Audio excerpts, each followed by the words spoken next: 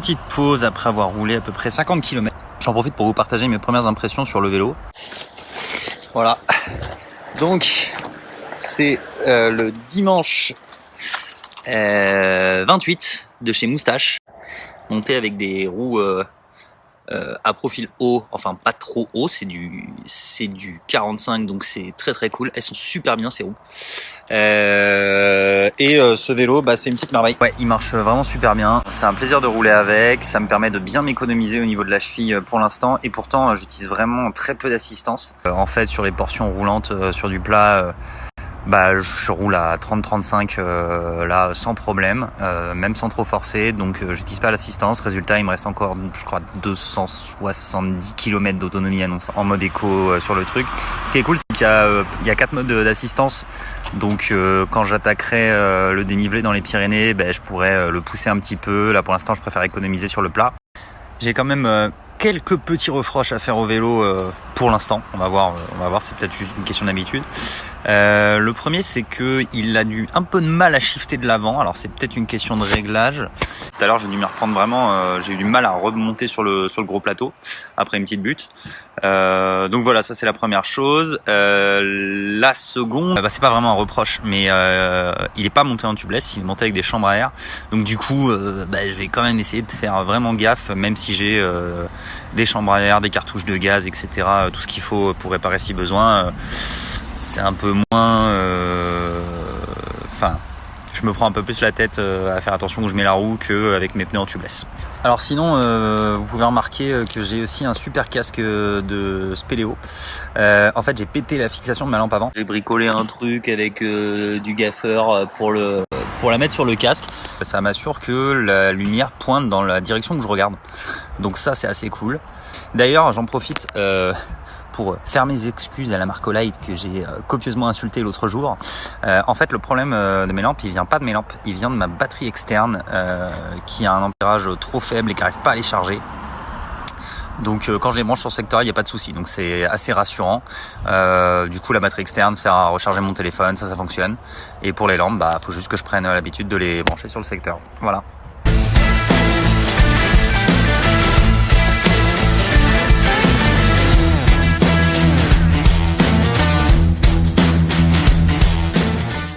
Oh la cacahuète que je viens de me mettre. Ouh. Alors ça me stressait un peu cette histoire d'autonomie du moteur, même si bon c'est totalement irrationnel parce que attendez, je regarde là il m'annonce encore 240 km d'autonomie. Donc clairement aucun problème. Mais comme ça me stressait quand même un tout petit peu parce que je sais que pour avoir un vélo électrique, je sais que l'autonomie elle dépend vachement et du vent et du dénivelé. Et bah je viens de me mettre une grosse cacahuète dans une bosse pas longue, hein, 2 km peut-être, max, mais 2 km à 12%. Et je viens de le faire en coupant totalement l'assistance électrique. Et bah c'était dur, mais franchement ça passe. Je suis monté, je pense à ma FC Max à 170 pulses à peu près. Faut savoir que j'ai un cœur qui est très lent de base, je suis autour de 65 au repos à peu près, donc c'est très très lent. Et je regardais parce que là il y a un capteur de puissance. J'étais, je sais pas exactement dire en moyenne, mais j'ai vu le truc monter à 550 et 600 watts par endroit. Donc je me suis vraiment mis une énorme cacahuète. C'était voilà, c'est très rigolo. Allez, on va aller chercher à bouffer bientôt, je pense, parce que il commence à faire faim là. Alors ce qui est rigolo, c'est que là du coup je suis en train de me faire une autre butte qui a un profil relativement similaire. Hein. On est d'après Komoot, là je suis à 9%, j'étais à 11 tout à l'heure, j'ai fait un passage à 12. Bon sauf que là je suis en mode turbo. Donc comme vous le voyez, je peux vous parler, ça va. Franchement là le cardio il est à 120. Ça avance. Voilà, ça monte pas. Ça avance tout seul. C'est du régal.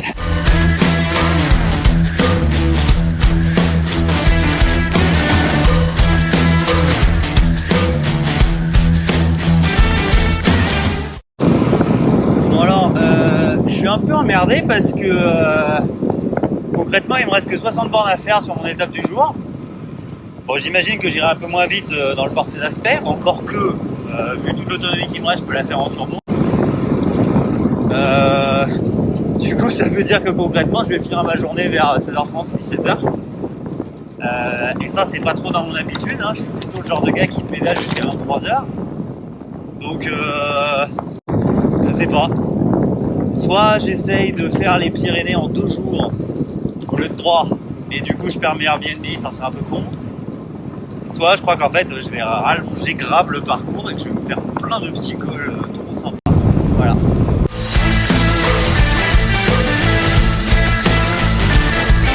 Hello les amis, bon alors petit update. Après 90 km de route, je me suis arrêté pour faire ma pause déj. Donc là, je suis à la baraque de vacances d'un pote où j'ai passé mes vacances d'été. Donc je me suis dit que ce serait assez drôle de m'arrêter ici pour faire la pause déj. Bon, évidemment, il n'y a personne, hein, mais vraiment trop beau. Du côté de Saint-Lizier, vers Saint-Giron, pour ceux qui connaissent un petit peu les Pyrénées ariégeoises. Et après manger, on va aller là-bas. Voilà. On va aller se faire le porté d'aspect.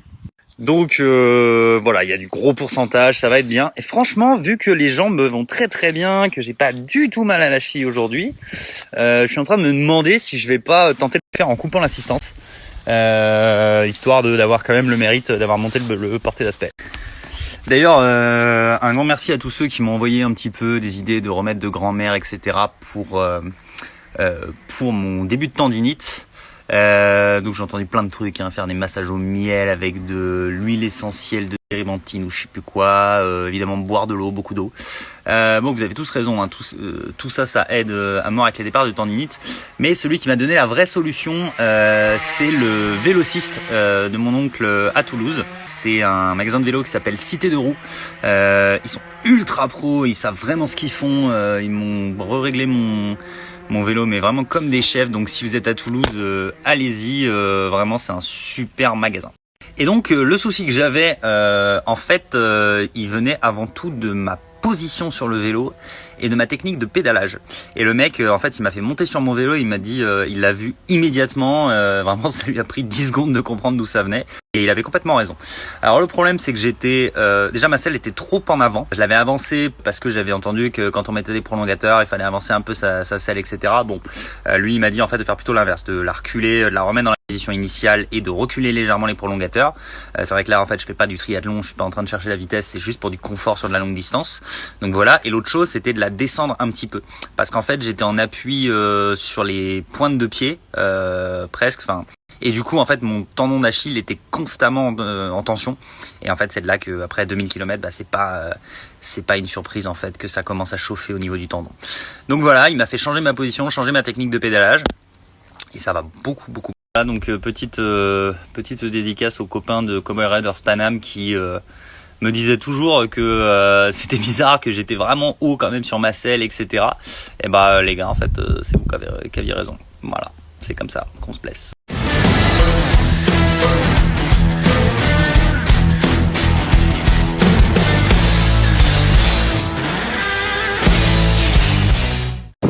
Allez, je suis à 4 km 500 du col du porté d'aspect. Ça va commencer à envoyer sec.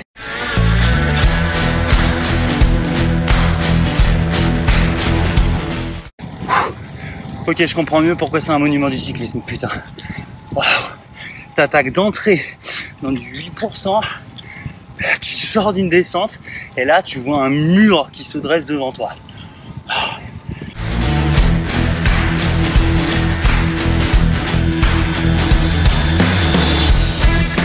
Ouh. Et un panneau de plus, et celui-là, franchement, j'en suis fier. Oh putain, je m'étouffe. Je suis à moitié asphyxié. J'étais à 450 watts dans le dernier lacet en me déboîtant. C'était rigolo. Voilà. Donc, comme j'ai dit tout à l'heure, du coup, je l'ai monté sans aucune assistance. J'ai complètement coupé le moteur avant d'attaquer le segment sur Strava. Et là c'est dur, je suis un peu asphyxié parce que je viens littéralement de le finir, là, je viens de poser le vélo, j'ai pas encore pris la photo avec le panneau, mais ça va, franchement, je voyais dans ma tête c'était plus dur que ça, mais je crois que je sais pas, j'ai commencé à vraiment m'habituer parce que pour autant sur la trace Komoot, je regardais le profil en live, c'était vraiment du 10, 11, 12. Bon, il y a aussi que du coup avec ce vélo, je suis en double plateau et quand même un petit plateau c'est bien hein, pour grimper. Je sais pas ce qui m'a pris de prendre un monoplateau sur le mien, mais pour du gravel quoi. Mais en fait, je crois qu'il me faut un vélo de route.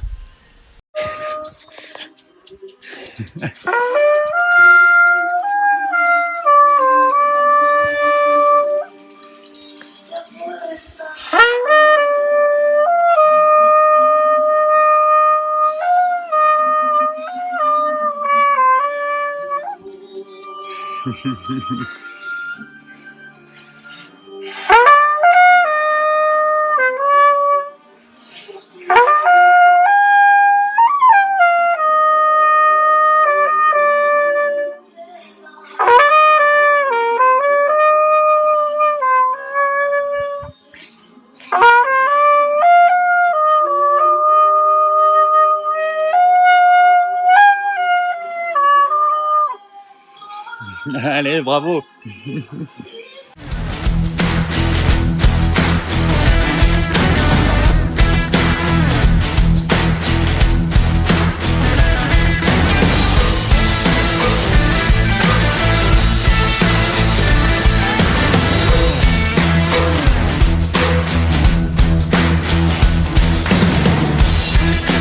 Alors, petit débrief de cette 16e journée de vélo. Sur ce Tour de France, on a attaqué la deuxième et dernière partie du tour. Concrètement, je suis en train de rentrer chez moi petit à petit. Je suis quand même très très loin d'avoir fini. Qui s'est très très bien passé. Vraiment, les Pyrénées, c'est juste magnifique. Une étape qui allait étonnamment vite. Déjà parce que j'étais en pleine forme après le repos. Et l'autre raison, c'est que j'avais ce superbe vélo électrique. Alors, est-ce que je peux retourner ? Ouais, je peux retourner la caméra. Voilà, le superbe moustache qui m'a été prêté par mon oncle en configuration bikepacking assez minimaliste. Vous pouvez remarquer que j'ai pas mes prolongateurs. Ça, c'est parce que je suis en montagne et que clairement, les prolongateurs en montagne, ça sert à rien à pas rajouter du poids. J'ai pas non plus ma sacoche avant. Parce que j'ai préféré prendre des Airbnb pour ces 2 nuits dans les Pyrénées parce que ça caille clairement. Et donc du coup, pas besoin d'avoir le matos de camping. Donc j'ai juste ma sacoche de sel avec les fringues et le chargeur pour la batterie. Même si je pense que j'aurais clairement pas besoin de charger cette batterie, mais je vous en parle après. Et puis mes 2 petites sacoches, voilà. Donc ce vélo, encore une fois, je l'ai déjà dit dans les stories de la journée, mais c'est une bombe atomique. Ça grimpe aux arbres quand on veut mettre de l'assistance, mais en fait finalement j'ai pratiquement pas utilisé l'assistance. Je crois que le split c'était 16% moteur et 84% à la force des jambes. Donc voilà, en fait une étape pratiquement à 100% musculaire avec un vélo qui roule vraiment vraiment bien. Je sens vraiment la différence notamment sur les roues carbone. Je pense que c'est dû au profil assez haut. J'avais une étape qui était globalement très plate avec des portions très roulantes et je sentais que c'était vraiment beaucoup plus facile d'avancer quoi, de rouler à 35 ou 40 km/h. Parce que l'autre truc de ce vélo, c'est que au début j'étais un peu stressé sur l'histoire de l'autonomie avec la batterie, etc. Parce que j'ai déjà eu des soucis avec mon propre vélo électrique, des soucis de cet ordre. Mais en fait voilà, je suis arrivé après 144 km et il me reste 76% d'autonomie sur la batterie. Donc je sais pas comment Bosch fait pour son truc, mais juste c'est ultra puissant, ça tient du feu de Dieu, je pourrais traverser les Pyrénées entières sans jamais avoir à recharger la batterie. Enfin voilà quoi, clairement il n'y a aucune inquiétude à avoir. Et l'autre différence, ça a été dans le col du Portet d'Aspet. En fait, le fait d'avoir un double plateau, ce que j'ai pas sur mon gravel, c'est vrai que c'est quand même pas mal. Là, je fais quand même beaucoup de routes et beaucoup de montagnes, etc. Et dans ces cas-là, je vois clairement la différence. Donc ça veut pas dire que le monoplateau c'est un mauvais choix, et je pense que notamment en gravel ça se défend vraiment pour pouvoir passer très rapidement d'un extrême à l'autre, pas avoir à s'embêter à shifter l'avant et voilà, pouvoir globalement être plus serein, pas se prendre la tête sur est-ce que je croise la chaîne ou pas. Mais c'est vrai que pour de la route, quand même clairement le double plateau c'est au-dessus quoi. Ça me donne quelques idées pour la suite de l'évolution de mon setup. Je pense je sais pas encore par quoi je vais démarrer, mais soit le remonter en double plateau, peut-être pas, mais plutôt une bonne paire de roues carbone. Voilà, s'il y a la famille qui traîne, voilà, si vous réfléchissez à des idées pour des cadeaux de Noël, ben voilà, une petite participation pour acheter une bonne paire de roues carbone à haut profil, ce serait vraiment cool. Voilà, tout ça pour pouvoir défoncer la baraque la saison prochaine dans mes premières courses d'ultra distance, parce que ouais, ça y est, je me suis vraiment fait une raison et je pense que je vais vraiment essayer ça l'année prochaine. Donc probablement des Biking Man ou quelque chose dans ce genre. En tout cas, il y aura plein d'autres aventures à vélo à suivre sur ce profil, sur cette chaîne, ou je sais pas comment appeler ça, la saison prochaine, et je compte clairement pas m'arrêter à ce Tour de France. Demain, le programme, c'est de la montagne, de la montagne, de la montagne et encore de la montagne. Le but, ce sera de rallier Oloron-Sainte-Marie. Au départ, j'avais un tracé assez direct, mais finalement, je vais globalement passer par tous les cols que je croise à côté. Je suis très content d'être parti, très content d'être dans les Pyrénées. J'attendais vraiment ce moment-là. Je suis presque en train de regretter de ne pas avoir pris mon musculaire finalement, parce que je me rends compte que mon histoire de tendinite, c'était juste une question de position. Mais bon, maintenant c'est trop tard, donc je le récupérerai à Osgore et puis on fera toute la fin avec, ce sera très bien.